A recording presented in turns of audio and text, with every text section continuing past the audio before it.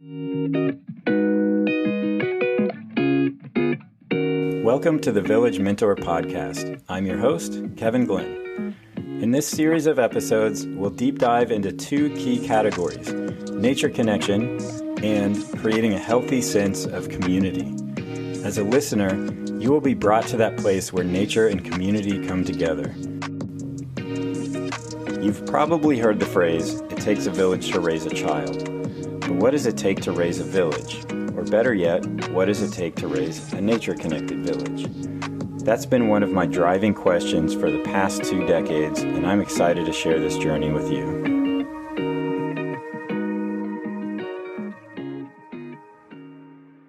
Welcome back to the podcast. My guest today is Caitlin Williams. Caitlin is a thought leader and consultant who has been integral in the development of nature connection and forest bathing organizations and curricula with international reach. She's a presenter and speaker at conferences and universities, including the Children in Nature Network Conference and the World Forestry Conference. She is an enthusiastic and experienced leader, guide, speaker, educator, naturalist, and wildlife tracker. Caitlin has a gift for weaving heart and science and loves supporting others to find their love and passion for nature.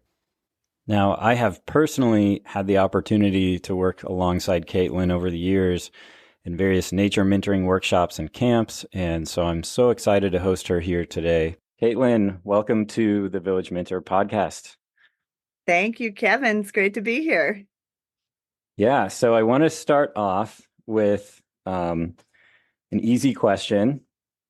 Tell me, what's your vision and purpose in the world right now, and what is that looking like? How's that manifesting for you? Well, just a light, easy question to begin, huh? Well, I actually happen to know the answer to this question. And my vision and purpose in the world is to share the beauty and glory of creation and to bring joy. That's who I am, and that's what I do. And everything that I do, I'm hoping to meet that vision. So far, so good. Yeah, awesome. And so I understand that's, manifesting in various ways in the way that you're working with people and connecting to nature. And we've known each other for many, many years, and you've always been someone who I've always thought of as like this really good tracker, like really into wildlife tracking, and you're always pointing things out. And it goes back to like, I remember one of the camps we worked at years ago, and a bear had gotten into the kitchen, and you just went like nose to the ground, just, looking after like, where's the tracks following the trails, and oh, it's a mom and the cubs, and they climb this tree, and one climbed this tree, and here's where they ripped the tarp, and all these kinds of things. And it was really awesome how you just like put together this whole story, and we're all kind of like tagging along behind you, like, oh yeah, I think I see that. Oh yeah, there's that too. And you're just like this excitement going into it. Well, You remember that? I do. That was such a great tracking adventure story. The thing that I really loved about that particular trail was that, so we had that big blue tarp set up over the kitchen area. This was when we were doing one of those outdoor camps. And what had happened is that the babies had got up on top of the tarp and were like bouncing on it like a parachute, like we used to do in elementary school, where you put the balls on the parachute. And that's how the tarp got ripped down, I remember. But I just was so filled with joy and excitement because the image of those baby bears in my mind playing on the tarp was so delightful to me. That was a really fun tracking adventure. I forgot about that. Thanks for reminding me. Yeah. And that's what's so cool about tracking, and maybe you can talk more about this, but to a lot of people, when I first tell someone about tracking, they're like, that sounds kind of boring. It's just like, oh, you're just looking at a footprint on the ground. And it's like, no, there's so much more to it. These tracks can come to life, and you're using your imagination and all of your senses. And like, you can create or recreate the story in your mind, and it gets to that point as you were just describing where you can see it. You see the whole scene play out in your mind on the landscape, and that's really fascinating. So yeah, so like what would you say, like what is tracking and why is it exciting? Well, I mean, it's a great question. I think it's an important question to ask as tracking teachers. I've had people tell me that they, they were around tracking and tracking educators and they just were not interested. And then somehow when I taught them tracking, it was a different experience because it was fun, right? Mhm. And I definitely think that there's deep, deep value to really diving into the the nitty gritty and the measurements and all of that stuff. And of course, I think most of the people I know who have become great trackers have had some period in their life where they really get into the nitty gritty like that. Just, foot morphology and trail widths and measuring and all of those kinds of things. But the magic of tracking is just as you said, it's really in the way that it brings the world to life. Mm. And so when I first start tracking with people, I'm not typically getting them down there drawing tracks and like taking measurements. It's something that comes a little bit later because the the love is what makes the tracks come alive. The ability to the relationship that you already have with that animal, the ability to empathize and feel it in your body. So it's like some of the other things that we might not think about so much as tracking, but like playing animals. Um, I don't Mm. know if you're no, I don't think you were with us when we did I had this little group in one of the homeschool programs, and by little I mean young, like the youngest. Mm. And I was just sort of inspired by a game that my brother and I used to play, which was Baby Mountain Lions. And we would hang out on the sofa, that was our mountain, and we would just pretend we were baby mountain lions. And this was hours of entertainment, just endlessly entertaining to us as children. And so with the kids, we played baby coyotes and coyote pack. And that I didn't need to do a lot more instruction, the children just got so into um, being the animal.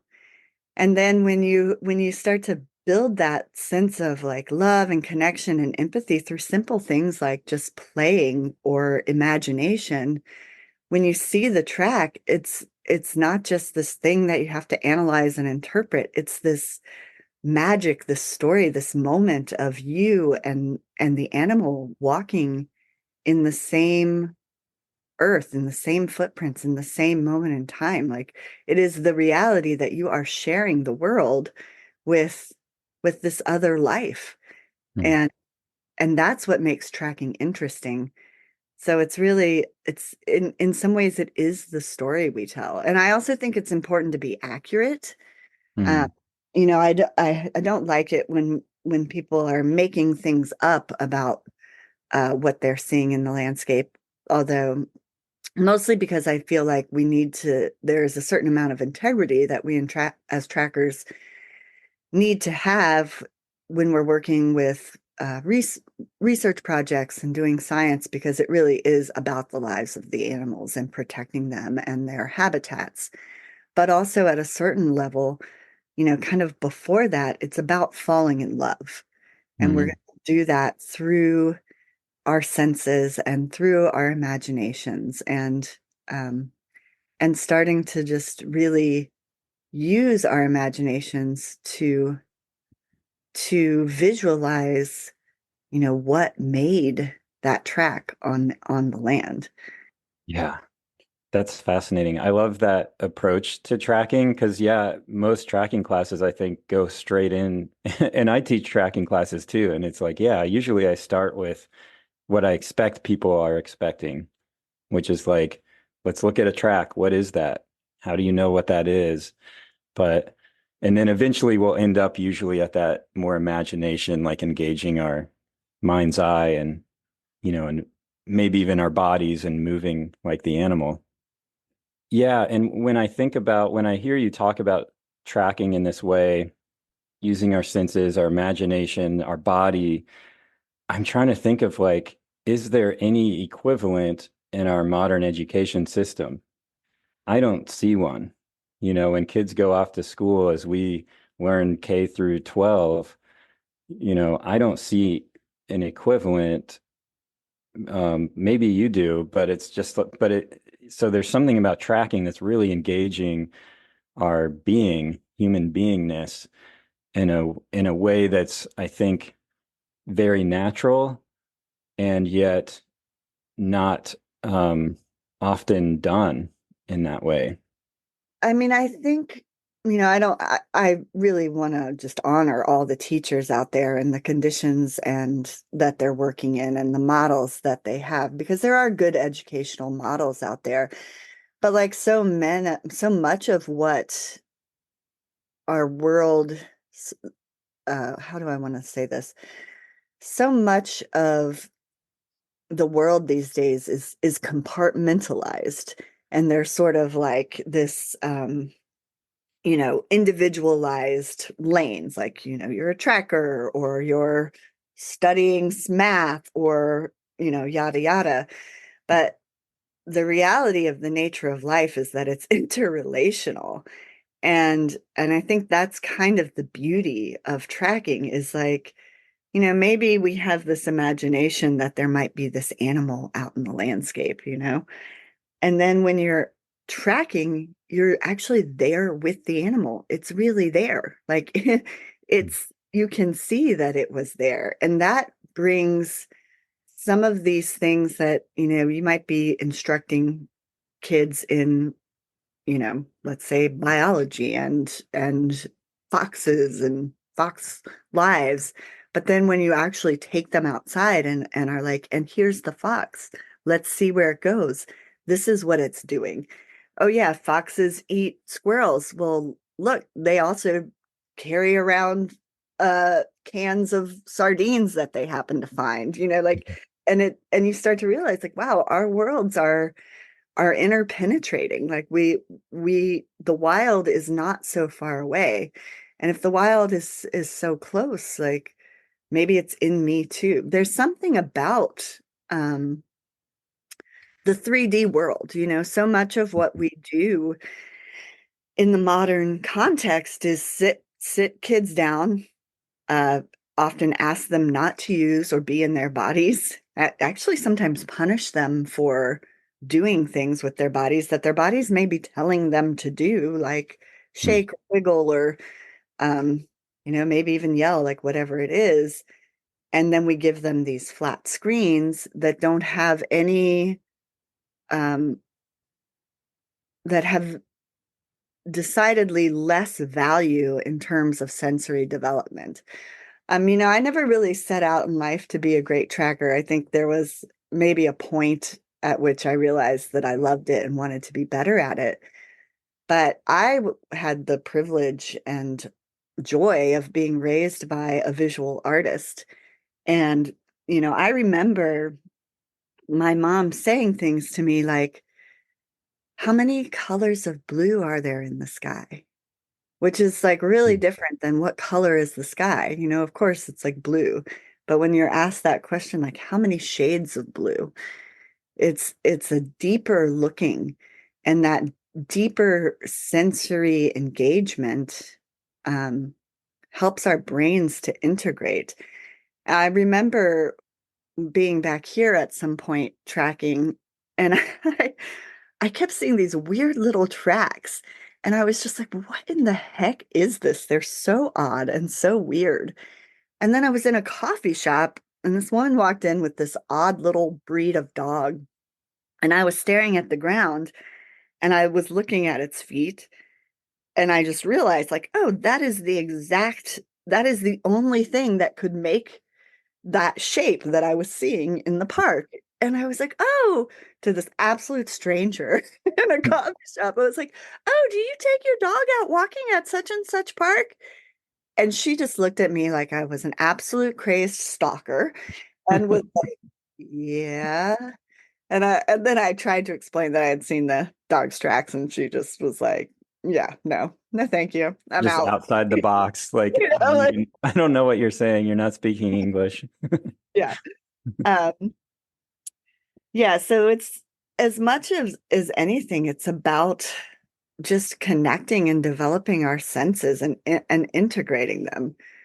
And I think that's, we had this really interesting bubble of time when we were tracking and training or training and tracking, um, where we got to use like some very interesting techniques that maybe aren't wouldn't be as well received these days. But I remember one of the things that one of our friends used to do when we were out tracking is anytime that we would get too focus locked and be like, maybe start arguing about how many toes or what species it was, and or maybe Mhm. just too focused on the trail, he would jump out of the bushes at us, right? And pretend to be a bear and be like, "Rah," scare us all.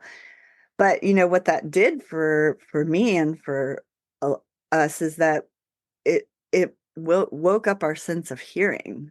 So we're no longer just in this heady, like, oh, it's this, and we're arguing. There's suddenly like, it's this, but we're still monitoring, we're still paying attention, we're still noticing the landscape around us, which is so important to understanding bird language and that kind of thing. But those things, I think what to me is something that we need to start understanding is that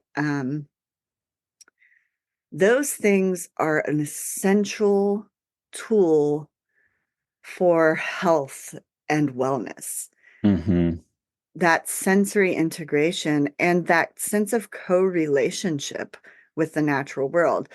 So, it's like one thing to be listening for the birds alarming and someone sneaking up on you in the woods or whatever. Like, that doesn't sound so awesome. But I think the thing that grows from that is starting to realize that we're not alone in the world, that we are sharing the world with these other beings like the birds who are our allies and who are going to be like, hey, uh just in case you didn't know, Dan is sneaking up on you. Like, there's going to be this sense of camaraderie and unity and even co-regulation where we can bring our nervous systems back into stasis because we Mhm. do have a relationship with the natural world. And the Yeah. magic of nature is even without developing those deeper skills like tracking or bird language, is that nature is going to do that for us anyway. It's going to like reset our brains.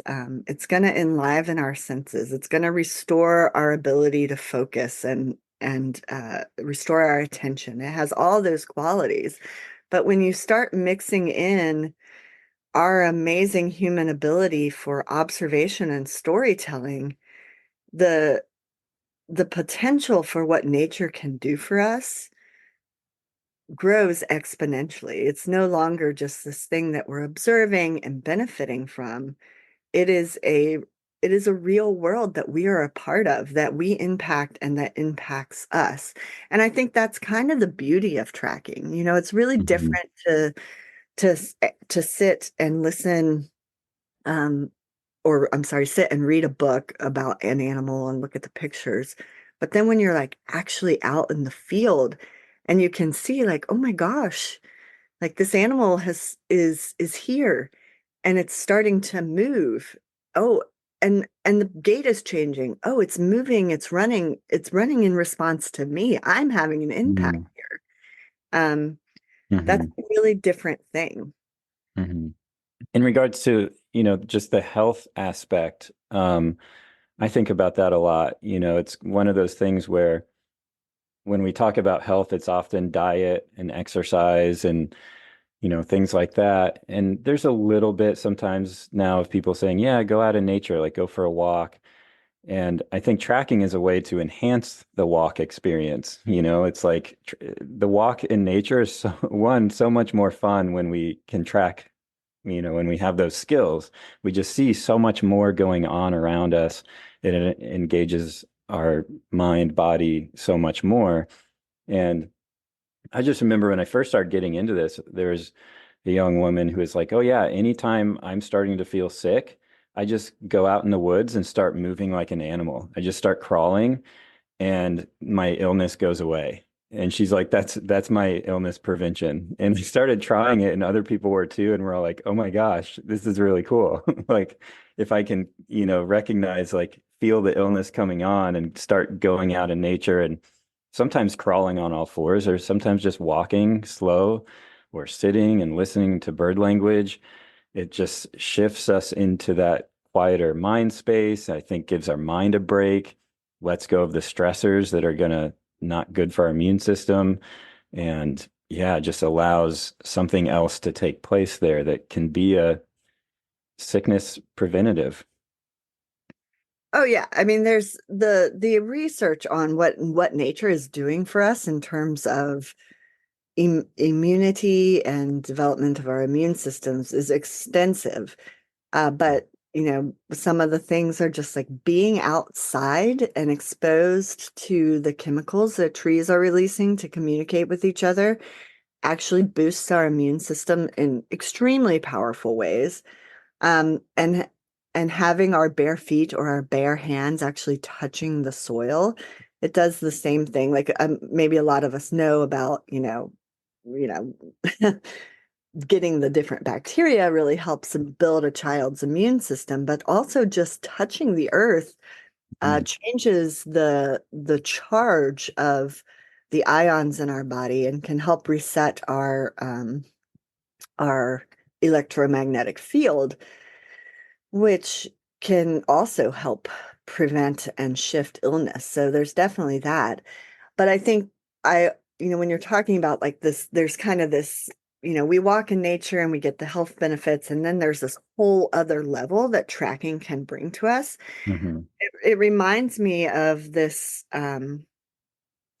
it's like we're bringing screens to the outdoors a lot of the time, and we don't know that we're doing it. I remember one time at a camp that you and I were teaching. I don't remember specifically if you were that year, but we taught that camp a lot together. We had set up these four big logs around the fire pit.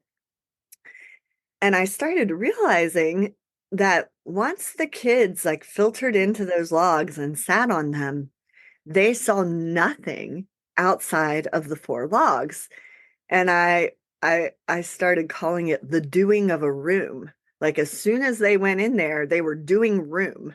And Mm. those logs might have as well have been brick walls, because as far as their attention and awareness went, there was nothing outside of those walls. Um, and so, part of what we would when we were sitting on those logs is we would start asking them to use their senses to expand beyond that kind that brain pattern of a room that they were taking with them. And we also have, I think, this brain pattern of screens. So a lot of times when people are in nature, they're not actually engaging with nature. And that's not to say that they're not getting health benefits, because they most certainly are, but it's in this sort of passive, almost like consumer way. It's like nature has become media versus a living world. And that is the beauty of tracking, and the beauty of bird language is that we shift um, the brain pattern of just living on screens in a 2D world to a 3D world that we're actually having an impact on, that and that actually has an impact on us.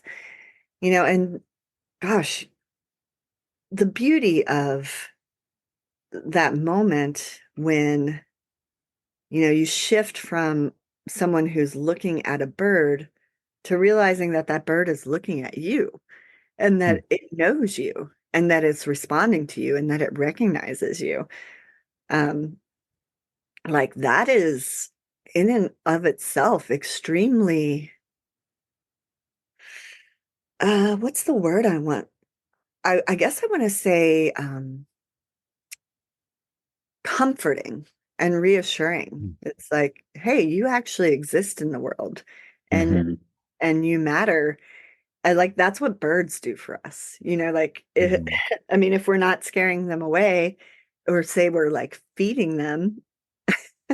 I know I promised not to talk about cats, but Uh-oh, here we I have go. to slip a cat story in. But I was trying to unsuccessfully to train this new cat to not hunt birds as I had trained my previous cat.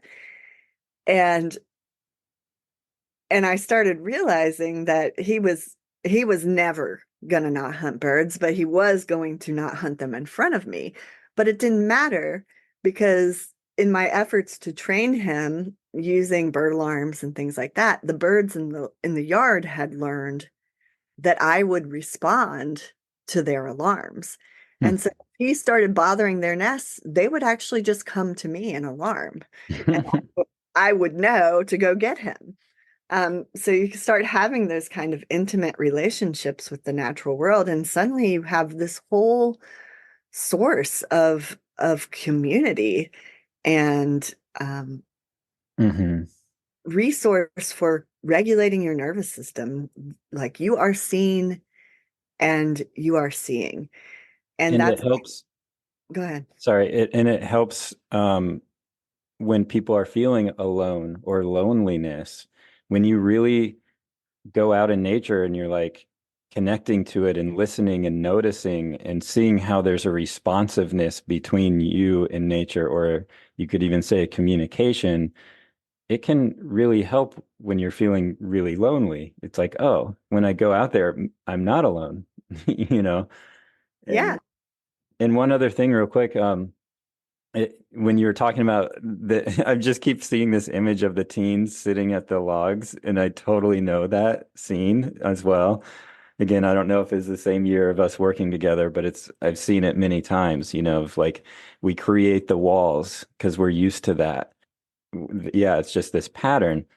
And it reminded me of several years ago, I did a search and rescue training, and there's like multiple weekends where we're learning map and compass, and we finally did a little bit of tracking. I was like looking forward to that, and it was like 10 minutes of tracking, and I'm like, yay, tracking.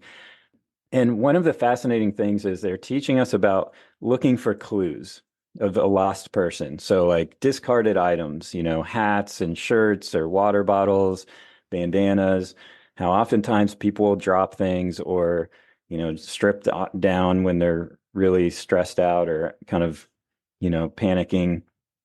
And they said they did this study years ago where they took a group of people who are not really, they're learning search and rescue, and they walked them down a trail, and along the edges of the trail in the woods they hid a whole bunch of clues.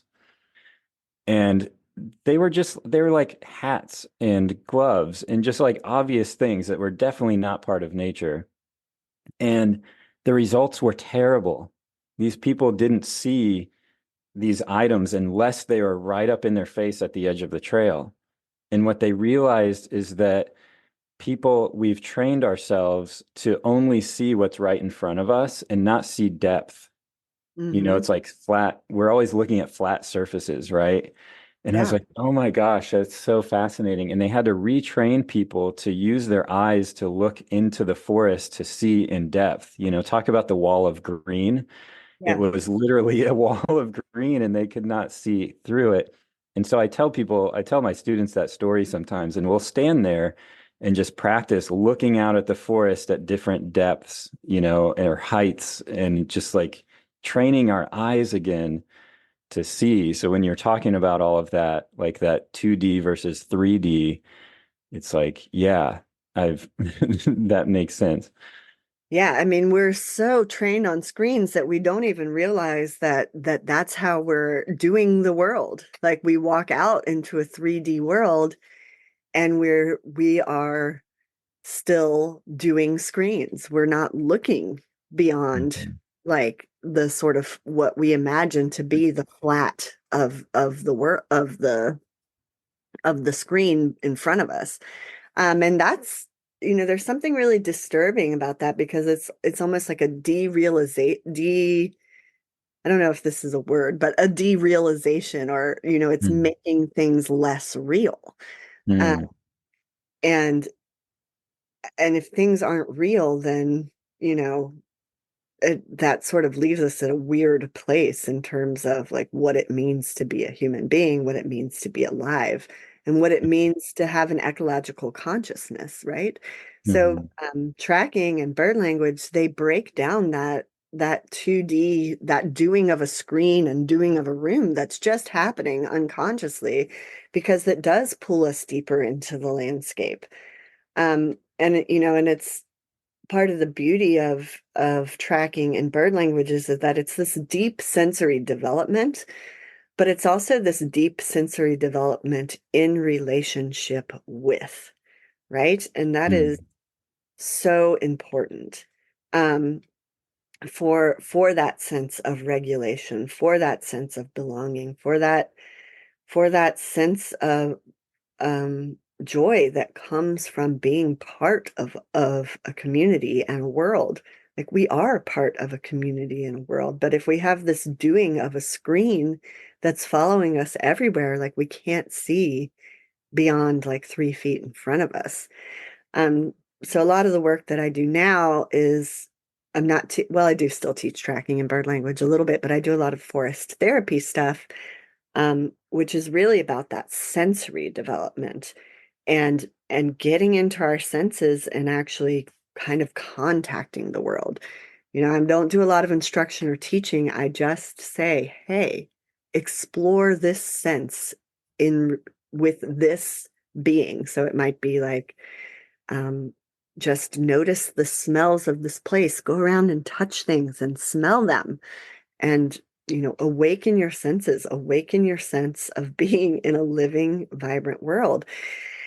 And that's so important. I think sensory development is so essential for, our occupational capacity as human beings. Like, there's whole countries right now that have massive, like almost universal myopia. Like, people literally can't see. They're short-sighted, or I think that's what myopia is. Like, I always forget if it's far or short, but they have this short-sightedness because they are so trained on screens from childhood that they can't actually even physically see beyond that. Like, their senses have shrunk to be Mm. um, to be part of these screens, and everyone in those countries has to wear glasses because they can't see. Um, and so there's this essentialness of developing our senses, but then there's this step further, which is developing our sense of our impact and being impacted, right?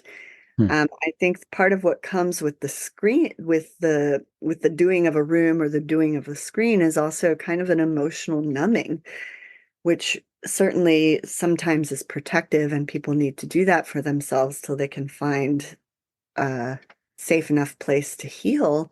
But what that numbing also prevents us from having access to these relationships, whether it's with the birds or with the animals or with the people around us. And those relationships in and of themselves can be preventative and, health improving and self and regulating. Mhm. Yeah. So when you're taking people, I guess we could say modern people, we're all modern people, but yeah, when you're taking people who don't have this kind of nature connection, I like that how you say it's like you're taking it these little steps at a time. It's like focus on one sense, focus on this thing, and you're just building up those building blocks or that connection and the new patterns. And I mean, I always feel like today, you know, I always think, okay, if we want to imagine a world where humans have lost their connection to the earth and connection to each other, what might that world look like?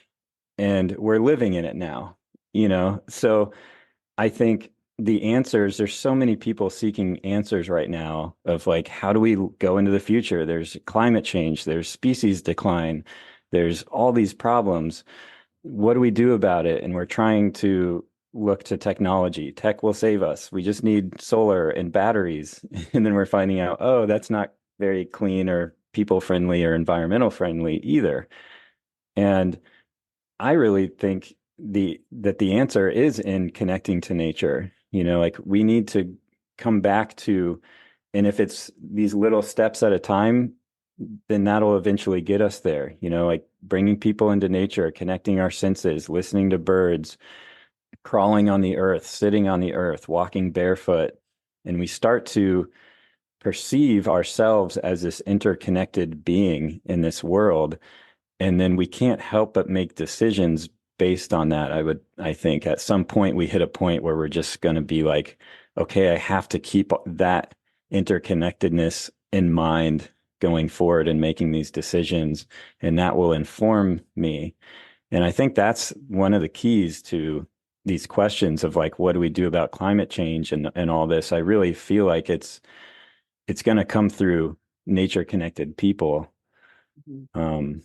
You know, there's a ton of people working on it, and I do think the tech stuff is good. I'm glad people are working on that as well, but I think there's not as much or enough discussion out there. I feel like of we also need a lot of thought leaders who are deeply connected to the natural world, where their heart is there. Yeah.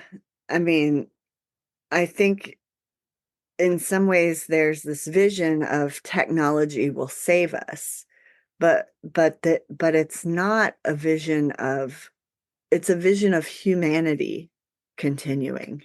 It's not a vision of life as we know it continuing. It's like we're not Mm. bringing the snow leopards and the redwood trees and those things along with us in that vision when we're like, oh, technology will save us. It'll be fine. We'll just go in, we'll cut down all these trees, we'll dig up all the lithium, and then we'll have batteries. It'll be amazing. It's like, wait, but but what about uh the natural world? And I think it's because, like you said, we kind of already are living into this sort of vision of humans being apart and separate from creation, which is just not a reality.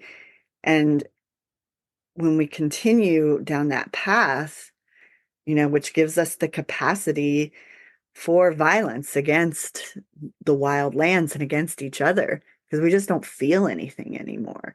And once we take away that softness, that love, that we do find in relating to these little creatures like birds or our pets, our cats, whatever. Haha, I snuck cats in again. Ah, you did it. Sneaky.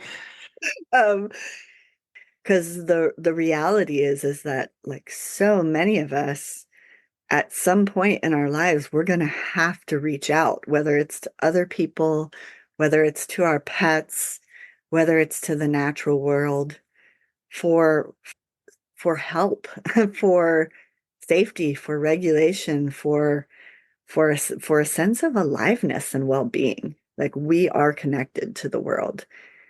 Mhm. I do want to say one more thing about tracking, because one of the most special moments, I mean, I love tracking so much, as you know, because of the way that it brings the land alive. Um, it brings the animals here with us, even though we're not necessarily seeing them. Like their tracks are here. That means they're here.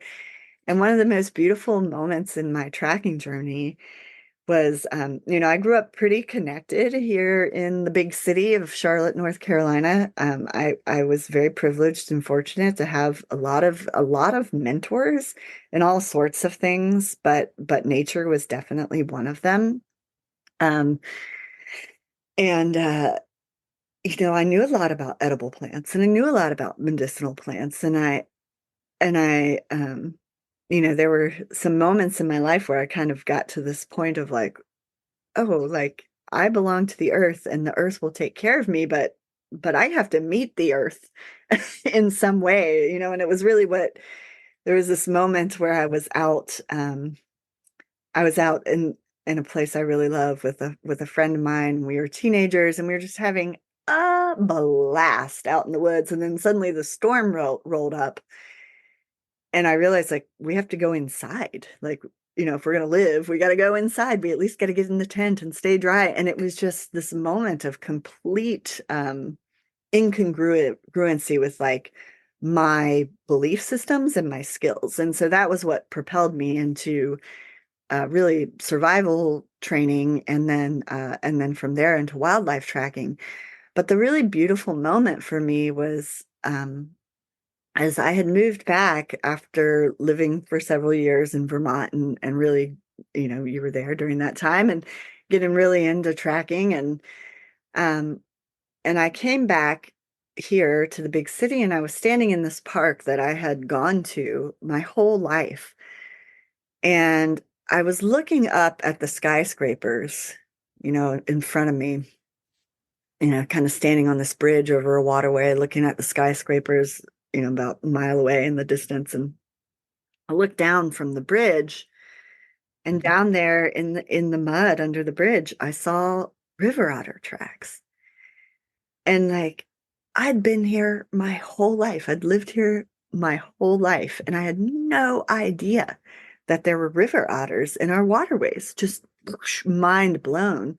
And it was in that moment that I realized that tracking had really given me the animals. It had taken what was just like sort of I knew there were birds and trees and plants, but I hadn't realized the full community. And so tracking like opened my eyes to the presence of these other beings that we're sharing the world with. Um, and I felt like I really knew nature. And then suddenly here I was like, wow, I now have the animals. Tracking gave me the animals and the ability to see them. So tell us a little bit more about the forest therapy work that you do, and how did you get into that?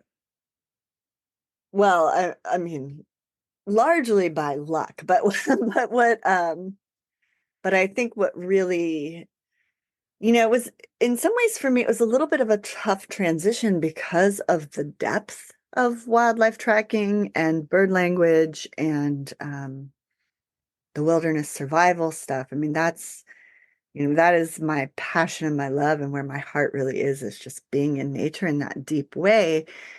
But I also realized that there's a lot of privilege that goes along with having that kind of access to nature, and that the majority of people out there just don't have that kind of access, especially in urban areas like where I grew up and where I currently live. And I saw really quickly like this was a simple way to get people into their senses and starting to develop a relationship with nature, even like little pockets of nature around them. Um, that breaks down that screen, that that doing of a screen, that doing of a room that we've been talking about, and actually starts to nourish those relationships. And it's through those relationships that people actually start to consider their lives as bound to the lives of the birds and the plants and the trees and the animals. And it's like that Jacques Cousteau quote where he says, people will only protect what they love. And we Hmm. develop love through giving our attention and our senses to things. Um, and there are not as many people who would even want to go like tracking or, live in a hut made out of sticks for a week with me. But there's a lot of people who are willing to spend 2.5, 3 hours on a guided walk in their local park. And so, for me, it's this way to have a greater impact and get these basic tools of sensory development that are so important to self-regulation and healthy nervous systems and a sense of belonging and connection to the world, to a greater audience, that then maybe they want to go further and explore the tracking and the bird language and the wilderness skills that are also available out there. So in a way, I'm just, creating participants for everybody else's programs out there. Thank you. Yeah, you're welcome. Welcome, everybody. So are Yeah. you doing that do you typically do that with individuals or small groups? Well, for the most part, I'm actually training people to do this, to do the forest therapy work. So those are typically groups of about 20. And there's a whole course that we do with them, kind of teaching them our pedagogy and our approach. Um, but then we also guide them on walks. And then I also do walks for individuals and currently working on developing partnerships with different landowners and like Parks and Recs here in Charlotte. Interestingly, a lot of the walks that I'm currently leading are done remotely. So talking about the screen where people are actually like Whoa. downloading Zoom onto their phones, and then I'm there as a little face on a screen that's talking to them and walking them through using their senses in deep ways. And that is wildly effective. It really works. Um, so Hmm. there are certainly ways in which technology can benefit this growing movement of sorry, there's like a huge garbage truck going by. I don't know if you can hear that. But I it's think I making, heard a beep. yeah. Um, I was saying technology can really serve as a way to reach people and give access, and start to break down that wall that keeps us from actually having a relationship. So, it's kind of a doorway in. Yeah. Tra- Hmm. Yeah, and I agree. I mean, it's funny to say it, but yeah, tech can sometimes help us or help people have access to nature and get out and learn some of these skills and ways of being. So tracking is like this wonderful way of connecting deeply to nature, being aware of our surroundings, being aware of the moment. And it can be a very individual experience. A lot of times, I know for me and for others, we spend a lot of time tracking alone, perhaps. But there's also this element of, where does tracking bridge into connecting with other people? What might that look like? And because I think it can also be a strong people connection practice. So I'm curious what your thoughts on that are. Well, I mean, I definitely think that there's a lot of ways in which tracking can be um, helpful in our development of the social, emotional, interpersonal skills. And I think the one thing that I always, that sort of directly relates to tracking for me is just the slow approach. It's like taking in the scene and being present and actually um, stopping before you approach and looking, right? So, a lot of times when I'm leading tracking, like whenever we hit an edge, like, whenever we are, and, you might look at this, like whenever we're crossing the threshold of the door of the grocery store, it's the same kind of thing. Like whenever we're crossing into the forest, there's a moment to stop and take in what's happening.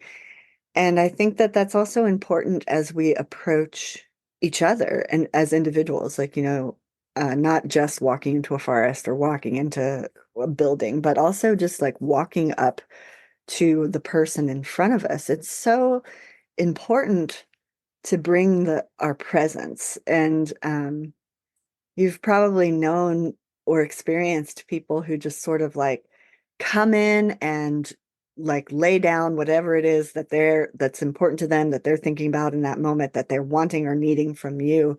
And there's not any sense of really even being seen as a person by that person. Like there's no stop.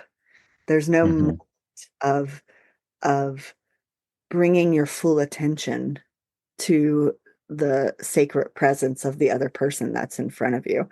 Um, and that is so essential to approaching people, is really just to stop and see them, like really see them, um, before you move in with whatever, you're coming with. uh, so that's one thing I would certainly say. And, I think there's also just like the understanding of patterns that like live in our bodies, just like there's patterns that live in the landscape. I think for myself, one of the things that I really recognize when something upsets me or like puts me off my center, um if it's powerful enough, there's a whole set of thoughts that come with that physical feeling, right?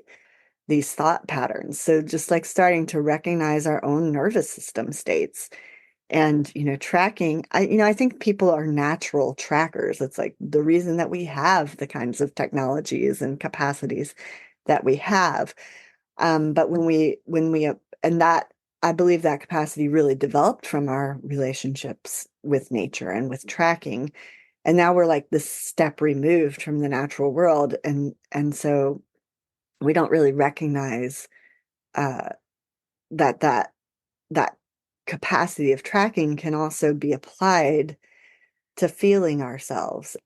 In a way, I guess that you could say that when you're doing that inner tracking work, it's much like doing outer tracking in that you're bringing presence to the life that is living in the wilds of your internal landscape in your nervous system. Just like when we're tracking, we're bringing presence to those beings that are living in the wild. We're seeing the river otters under the skyscrapers and just noticing that those things are there. Hmm. Nice. Beautiful. Before we end this, any final like just closing thoughts or anything, you want to send off these listeners with? Oh boy. I really love the poet Mary Oliver. Mary Oliver. She was a Mhm. great tracker and hunter herself, and she wrote some really beautiful poems. And one of them is this poem, 5 a.m. in the Pine Woods. And sometimes it makes me tear up, but I will try not to tear up while I read it to you. But it goes like this. Your tears are welcome. I'd I'd seen their hoof prints in the deep needles and knew they ended the long night under the pines, walking like two mute and beautiful women toward the deeper woods. So I got up in the dark and I went there. They came slowly down the hill and looked at me sitting under the blue trees. Shyly, they stepped closer and stared from under their thick lashes, and even nibbled some damp tassel of weeds. This is not a poem about a dream, though it could be. This is a poem about the world. That is ours, or it could be. Finally, one of them, I swear it, would have come into my arms, but the other stamped sharp hoof in the pine needles like the tap of sanity, and they went off together through the trees. When I woke, I was alone. I was thinking, so this is how you swim inward. So this is how you flow outward. So this is how you pray. And what really strikes me about that poem is this line. This is not a poem about a dream, though it could be. This is a poem about the world that is ours, or it could be. And that is what I think the power of our senses and bird language and tracking really is that it opens us to the world of magic and dreams that exists right here in reality with us. We are walking with the animals, and tracking gives us the ability to see that and to not be so alone in the world. Hmm. Thank you everyone so much for listening. If you'd like to connect with Caitlin or go on one of her remote walks, You can find her website in the episode description, and you can also find my link tree to connect with me.